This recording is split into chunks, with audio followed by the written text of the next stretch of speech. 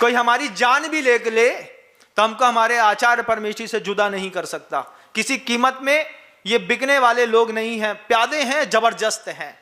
तो मैं तो जब बोल देता था तब भी गुरुदेव कहते थे परानिंद्या। आचार्य सिंह जी हमसे कहते थे प्रवचन देने जाते हो वहां कोई तुम्हारी कसाई सुनने के लिए नहीं आया है, अपने मोक्ष के मार्ग को प्रशस्त करने के लिए आया है। और तुम अगर वहां पे कसाई का प्रस्तुतिकरण करोगे वो क्या सीख करके जाएगा। मैंने सोचता रहता था कितने ऊंचे हो आप, कोई आपके बारे में कुछ कहे, आपका शिष्य सुन ले, उसको सहन हो जाए, वो कुछ कहे भी नहीं, इतना चुप करने की ताकत आप कहां से लाते हो। मैं बार बार गुरुदेव से बोलता था आप सहन कर सकते हैं, हमसे सहन नहीं होता। आचार्य जी ऐसा बोलते थे देखो ये कैसी बात कर रहा है, इसको बोलो थोड़ा मौन रहने के शुरू सीखे। और जैसी ये घटना घटी उसके बाद गुरुदेव हम लोग को डोंगरगढ़ लेकर के गए। 2011 की बात बताता हूं।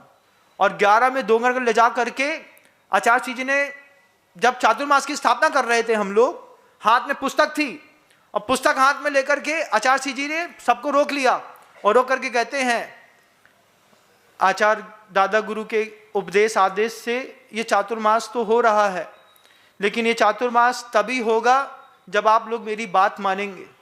सबसे कहा क्या बात मानेंगे, पूरे 4 महीने पूरे संघ को मौन रह करके साधना करनी है।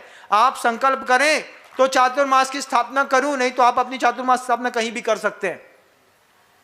आचार्य जी ने हम लोगों से कहा इतिहास गवाह है 2011 का चातुर्मास 40 मुनिराजों के साथ जब डोंगरगढ़ की पावन वसुंधरा में हुआ था, 4 महीने तक एक साधु ने चूचा चपट तक की आवाज तक नहीं निकाली।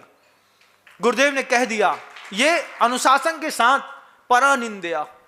निंदा उनको दिमाग में थी, ये अभी ये बोलता है, ये कुछ ना कुछ बोलेगा, मैं बोलूंगा, मैं नहीं छोड़ सकता। कोई भी शिष्य अपने गुरु के बारे में कोई भी शब्द नहीं सुन सकता। मेरे गुरु सूरज के जैसे हैं और हमेशा थे, हमेशा रहेंगे। उनके चरित्र पर, उनकी बात पर जब कोई कुछ बात कहता था दुख होता था। और मैं बोलता था आचार्य जी तो परानिंद्या वाले हैं, विनम्र सागर तो निंदा वाला तो नहीं हूं, लेकिन समीक्षा जरूर कर देता हूं। निंदा करके क्या करेंगे, वे अपनी निंदा खुद ही करा रहे हैं, हम क्या कराएंगे किसी की निंदा। आचरण करना और आराधना करना में जमीन आसमान का अंतर। बुर्यात धर्म कथाम गणी गुरु निधि प्रस्पष्ट मिष्टाक्षर है। ऐसे आचार्य परमेष्ठी के पास अधिकार दिए जाते हैं। आप उस सिंहासन पर बैठिएगा और बैठ करके डिसिप्लिन्ड लाइफ जीने के लिए कोशिश करिएगा।